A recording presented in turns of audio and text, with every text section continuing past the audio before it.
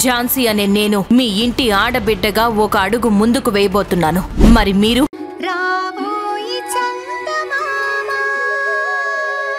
మనం ఒకవేళ ఒక సహాయం చెయ్యాలంటే ఆ సహాయం తీసుకునే వాళ్లకు కూడా ఒక అర్హత ఉండాలి.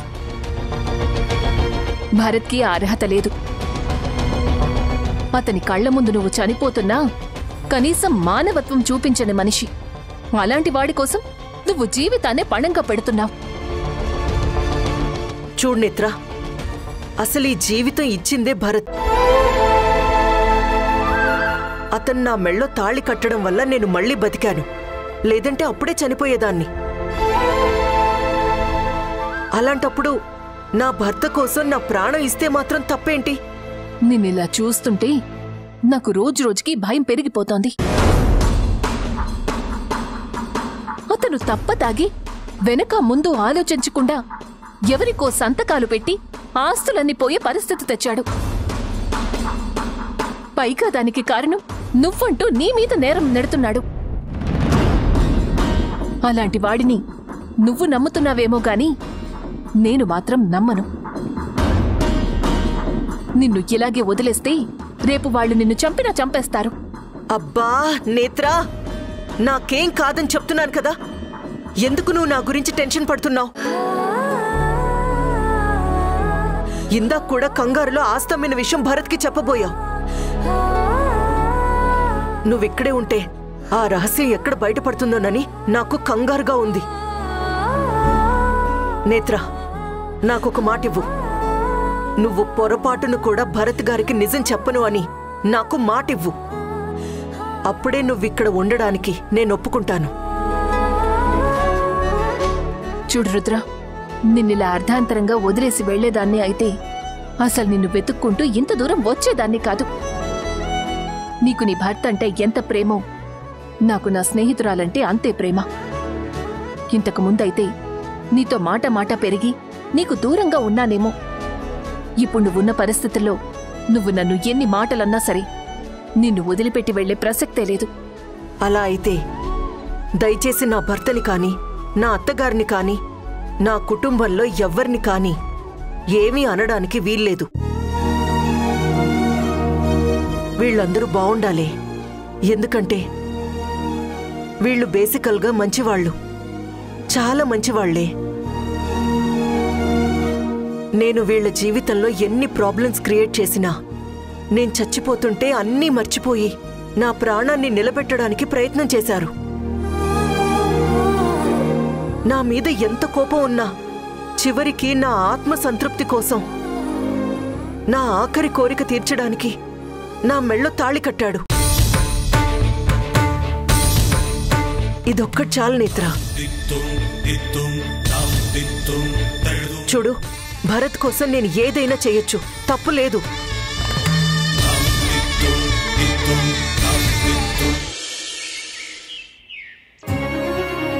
వాట్?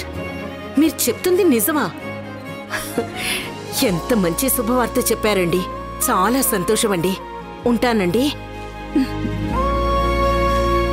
చంద్రిక, అమ్మ చంద్రిక. అత్తయ్య, ఏంటత్తయ్య, ఏమైంది? అమ్మా, నీకొక శుభవార్త. ఇప్పుడే బ్యాంక్ నుంచి లాయర్ ఫోన్ చేశారు. మన భరత్ ఆ డబ్బు మొత్తం బ్యాంకుకి పే చేసేసాట. అవునా? అంత డబ్బు? అదే నాకు అర్థం కావట్లేదు. నిన్న వాణ్ణి ఆవేశంలో బాగా తిట్టేశాను. ఎక్కడో డబ్బు అప్పు తీసుకొచ్చి కట్టినట్టున్నాడు.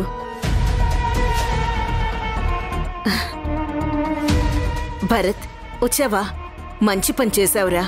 మన ఆస్తులు జప్తు చేసుంటే ఈ ఇంటి పరువు పోయేదిరా. కావాలంటే ఆ అప్పు తర్వాతైనా కట్టుకోవచ్చు. ఏంటమ్మా, నువ్వేం మాట్లాడుతున్నావో నాకు అర్థం కావట్లేదు.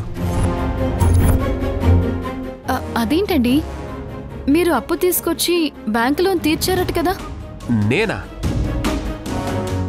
నేనెప్పుడు తీర్చాను? అసలు నేను అప్పు తీర్చానని మీకెవరు చెప్పారు?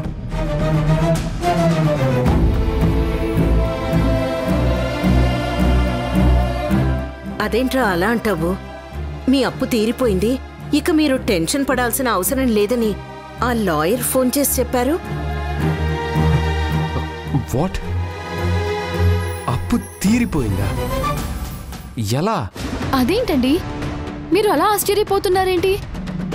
మీరు మీ ఫ్రెండ్ దగ్గర అప్పు తీసుకొచ్చి ఆ లోన్ కట్టేశారని అత్తయ్య గారు నేను సంతోషిస్తుంటే మీరు ఏమీ తెలియనట్టు మాట్లాడుతున్నారేంటి?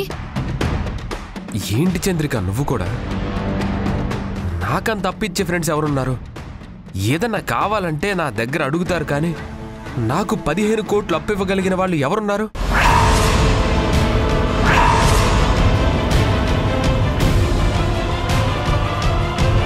అంటే లోన్ తీర్చింది నువ్వు కాదా? మరి నువ్వు తీర్చకుండా లోన్ ఎలా క్లియర్ అయిందిరా? అదే నాకు అర్థం కావట్లేదమ్మా. ఒకవేళ మీ ఫ్రెండ్ మనసు మార్చుకుని వెనక్కి తిరిగిచ్చాడేమో. అలా జరిగితే నాకు ముందు ఫోన్ చేస్తాడు కదా చంద్రిక. అయినా ఒకసారి చెక్ చేస్తానుండు.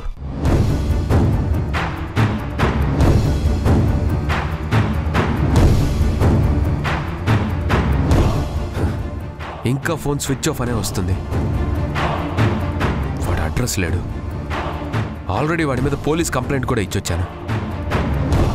మరి నువ్వు తీర్చక అటు అతను తీర్చక మరి ఈ అప్పు ఎవరు తీర్చినట్రా?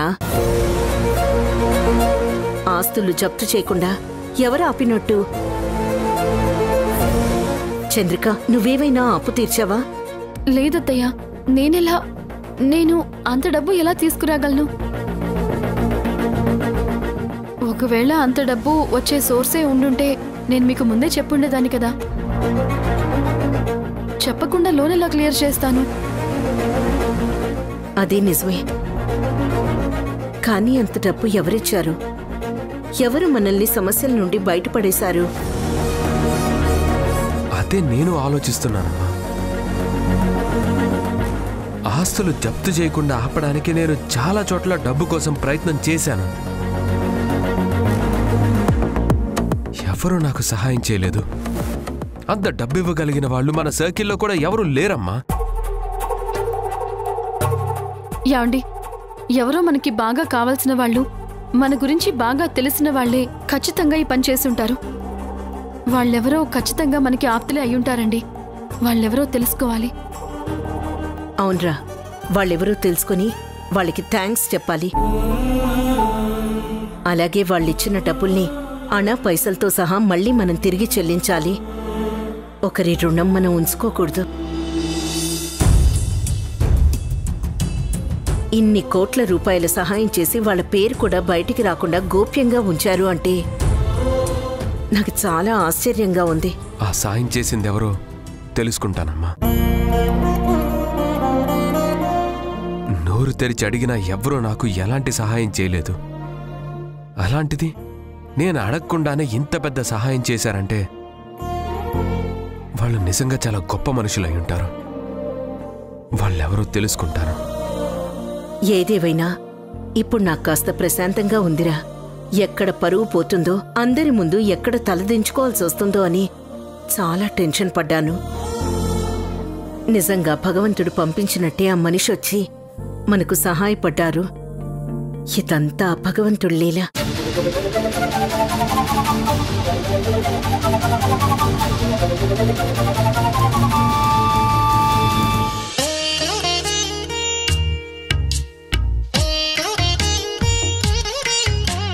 స్వామి, మా కుటుంబం పరువు పోకుండా కాపాడావు.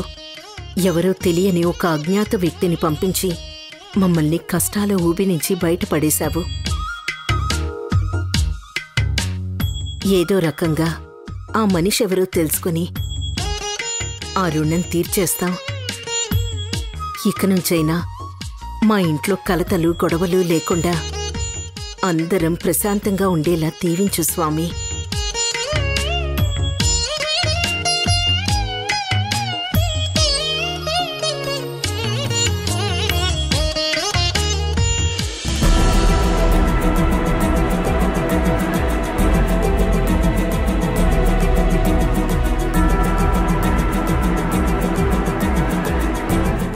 ఏం మహాతల్లి, పొద్దున్నే ఎదురుగా వచ్చి నీ మొహం చూపించాలా?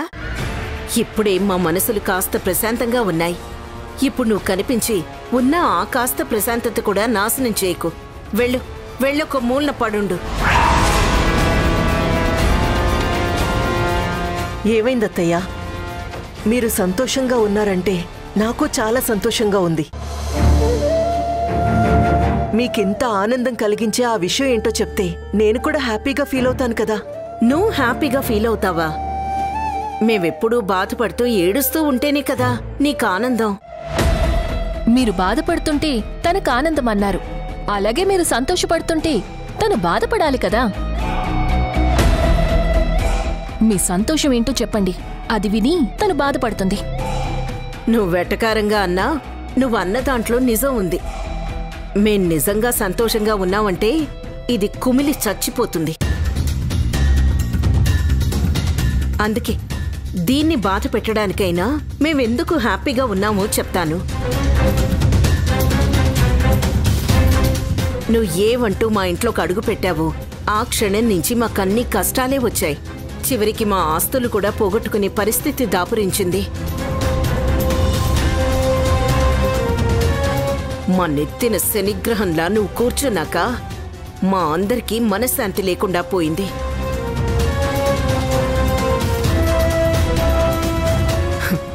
ఇప్పుడు మాకున్న ఒక పెద్ద సమస్య తీరిపోయింది. ఆ భగవంతుడి దయ వల్ల ఏ పుణ్యాత్మలో వచ్చి మేం అడగకుండానే బ్యాంకులో మేం కట్టాల్సిన అప్పు తీర్చేశారు.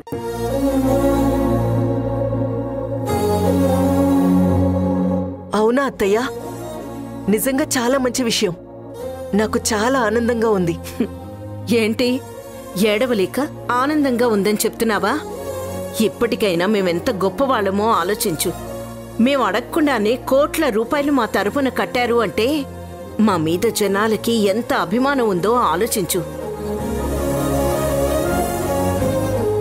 అలాంటి వాళ్ళని నువ్వు నీ ఫ్రెండ్ కలిసి ఏడిపిస్తున్నారు. మమ్మల్ని ప్రతిక్షణం పట్టి పీడిస్తున్నారు. మమ్మల్ని కోర్టుకు లాగుతానని బెదిరించావుగా. చూడు, మాకు బయట ఎంత పరపతుందో ఒక్కసారి తెలుసుకో. ఇక నుంచైనా బుద్ధి తెచ్చుకొని నీ దారిన నువ్వెళ్ళు. భగవంతుడిచ్చిన ఆ జీవితాన్ని 10 మందికి ఉపయోగపడేలా బతుకు.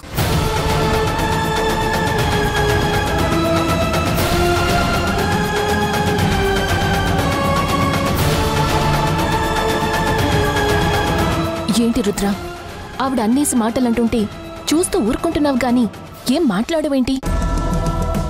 ఏం మాట్లాడమంటావు నేత్ర? ఆ సహాయం చేసింది నువ్వే అన్న విషయం ఆవిడకిప్పటికైనా చెప్పు. అంత సాయం చేసి ఇన్ని తిట్లు తింటున్నావు. నీకెలా ఉందో కానీ నాకు మాత్రం చాలా బాధగా ఉంది. వెంటనే వాళ్ళకి నిజం చెప్పు. నేత్ర, ఏమని చెప్పమంటావు? మీరు నాకు తాళి కట్టారు కాబట్టి, నేను నా ఆస్తులన్నీ అమ్మి మీ అప్పులు తీర్చాను కాబట్టి మీరు నన్ను గౌరవించండి, నన్ను ప్రేమించండి అని నేను అడుక్కోవాలా? ఇప్పుడిదంతా చేసింది నేనే అని చెప్పానంటే ఖచ్చితంగా వాళ్ళు నన్ను గౌరవిస్తారు, నన్ను తిట్టడం మానేస్తారు. కానీ ఏదో రకంగా ఆ డబ్బు వెనక్కిచ్చేసి నన్నిక్కడి నుంచి పంపించాలని చూస్తారు. నాకదిష్టం లేదు నేత్ర. ఎందుకంటే నేనేదో ఆశించి ఈ పని చేయట్లేదు. నా వాళ్లకి కష్టం రాకూడదని తీసుకున్న నిర్ణయం ఇది. కానీ నువ్వు కనిపించటమే వాళ్ళకి అరిష్టం అన్నట్టు మాట్లాడుతుంటే నీకు బాధగా అనిపించడం లేదా? పర్లేదు నేత్ర, వాళ్ళు నా వల్ల పడిన కష్టాలతో పోల్చుకుంటే వాళ్ళు తిట్టే తిట్లు చాలా తక్కువ. ఇప్పుడేంటి, నేను వాళ్ళకి కనిపిస్తే వాళ్ళకి అరిష్టం, అంతే కదా? అయితే వాళ్ళు బయటికి వెళ్లేటప్పుడు నేను ఎదురవ్వకుండా జాగ్రత్త పడతాను, సరేనా? అప్పుడు వాళ్ళకి తిట్టే ఛాన్స్ ఉండదు కదా. ఏమంటావు? నిన్ను మార్చడం చాలా కష్టం రుద్ర. మంచివాళ్లు చెడుగా మారడానికి అవకాశం ఉందేమో కాని చెడ్డవాళ్లు మంచి మనుషులుగా మారితే వాళ్ళని మార్చడం ఎవ్వరి తరం కాదు. ఇప్పుడు నీ పరిస్థితి కూడా అంతే. ఎంత ప్రేమించినా ప్రపంచంలో ఎవ్వరూ నీ అంత త్యాగం చెయ్యరు. నీ పిచ్చి ప్రేమతో నీ జీవితాన్ని నువ్వు నాశనం చేసుకుంటున్నావు. అబ్బా అదంతా ఏం లేదు నేత్రా. అనవసరంగా ఏదేదో చెప్పి ఈ హ్యాపీ మూమెంట్ ని పాడు చేయకు. చూడు, ఇంట్లో అందరూ ఎంత హ్యాపీగా ఉన్నారో వాళ్లతో పాటు మనం కూడా హ్యాపీగా ఉందాం, సరేనా? రా రా చెప్తా కదా.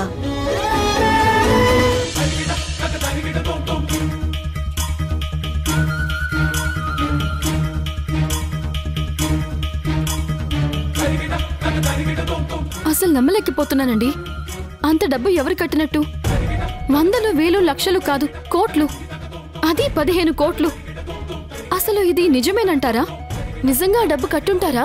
కట్టకుండా వాళ్ళు ఎందుకు ఫోన్ చేస్తారు చంద్రిక? మనం అసలు ఎన్ని కేసులు డీల్ చేయలేదు. వడ్డీ 1 రూపాయి బ్యాలెన్స్ ఉన్న బ్యాంక్ వాళ్ళు ఫోన్ చేసి క్లియర్ చేయమని చెప్తారు. అలాంటిది అన్ని కోట్లు క్లియర్ కాకుండా ఎందుకు ఫోన్ చేస్తారు? అసలు అంత డబ్బు ఎవరిచ్చుంటారండి? గుర్తొచ్చిందండి. ఒకప్పుడు ఒక ఎమ్మెల్యే కేసు మీరు వాదించారు, గుర్తుందా? ఆయన కొడుకుని ఉరికమ్మం ఎక్కకుండా కాపాడారు. ఒకవేళ ఆయన ఏమైనా మన ప్రాబ్లం తెలుసుకొని ఈ డబ్బు కట్టుండొచ్చేమో. సర్లే, ఆయన గురించి చెప్పు. కోర్టు ఫీజు కట్టడానికే ఎమ్మెల్యేకి ఏమన్నా డిస్కౌంట్ ఉందా అని అడిగాడు. ఆయన ఎప్పుడు కట్టాలి? అయితే మరి ఎవరు కట్టుంటారండి?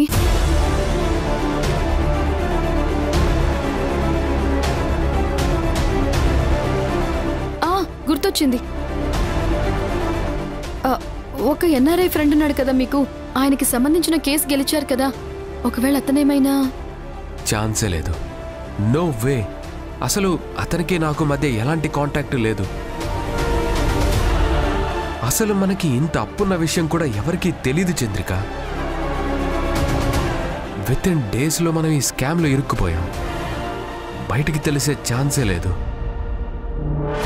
అయినా అంత డబ్బు కడుతూ నాకొక మాట చెప్పకుండా ఎందుకుంటాడు? సో అతను కాదు. మరి ఎవరై ఉంటారండి? అదే ఒకసారి బ్యాంకు వెళ్ళి కనుక్కుంటాను. ఎవరైతేనే సమయానికొచ్చి దేవుళ్ళ ఆదుకున్నారు. నిజంగా మనం చాలా అదృష్టవంతులు. వెంటనే వాళ్ళ వివరాలు తెలుసుకొని ముందు వాళ్ళకి థ్యాంక్స్ చెప్పి వీలైతే వాళ్ళప్పు త్వరగా తీర్చేద్దామండి. తప్పకుండా చంద్రిక. దేవుడి దయ వల్ల అన్ని సమస్యలు తీరుతున్నాయి. కానీ ఆ రుద్రాణి సమస్య మాత్రం అలాగే ఉండిపోయింది.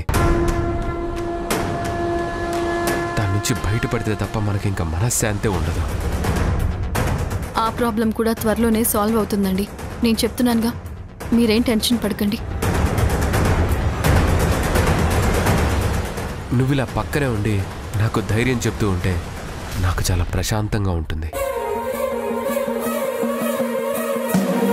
I love you Chandrika.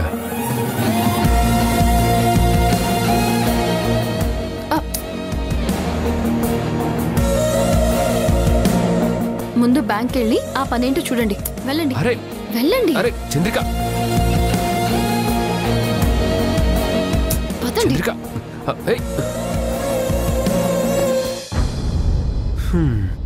ఏంటి ఇక్కడ దాక్కొని చూస్తున్నావు? నీ బుద్ధి ఇంకా మారలేదా? అది కాదండి. నువ్వు అబద్ధాలు చెప్పాలని చూడకు. నువ్వేంటో నీ బుద్ధి ఏంటో నాకు తెలియకపోతే కదా. నీ మొహం చూస్తుంటే చాలా బాధగా ఉన్నట్టున్నావు. నాకు అర్థమైందిలే. నేను ప్రాబ్లంలో నుంచి బయటపడిన విషయం నీకు తెలిసిపోయినట్టుంది. అందుకేనా బాధపడుతున్నావు? మేము ఏడుస్తుంటే చూడాలని చాలా కలలు కానట్టున్నావు. కానీ దేవుడెప్పుడు మా పక్కనే ఉన్నాడు. మేము అడగకుండానే ఆ దేవుడు మమ్మల్ని పెద్ద ప్రాబ్లం నుంచి బయటపడేశాడు. నీలాంటి దుర్మార్గులున్న ఈ ప్రపంచంలో అడగకుండానే సహాయం చేసే మనుషులు కూడా ఉన్నారు. ఎవరో దేవుళ్లాంటి మనిషి వచ్చి 15 కోట్ల డబ్బు కట్టి మా ప్రాబ్లంని సాల్వ్ చేశారు. మంచిదే కదా. ఏదైతేనే మీరు సంతోషంగా ఉన్నారు. నాకంతే చాలు. హలో, కాస్త ఓవర్ యాక్షన్ ఆపు. అంత మంచిదానిలా బిల్డప్ ఇవ్వకు. నువ్వేంటో నీ బుద్ధేంటో మాకు బాగా తెలుసు. అసలు నాకు నీ మీదే చాలా డౌట్గా ఉంది. డౌటా?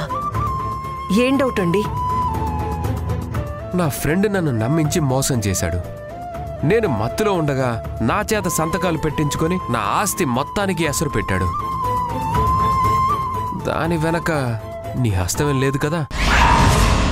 లేదండి, నేను అలాంటి పనులు చేయలేదు, చెయ్యను కూడా. మీరు నన్ను అనుమానిస్తున్నారు. నేనెప్పుడూ మీ మంచే కోరుకుంటాను. చాలమ్మా, చాలు. మరి ఇంత పెద్ద పెద్ద భారీ డైలాగులను పలికితే చాలా చండాలంగా ఉంటుంది. వెన్నుపోటు పడవడం, నమ్మించి మోసం చేయడం, కిడ్నాపులు చేయడం, చచ్చిపోయినట్లు నటించడం, ఫ్రెండ్ని పిలిపించి డ్రామాలాడటం, ఇది నీ అసలైన క్యారెక్టర్. నువ్వేంటో తెలియక ఇన్ని రోజులు నీ చేతిలో మోసపోయాం.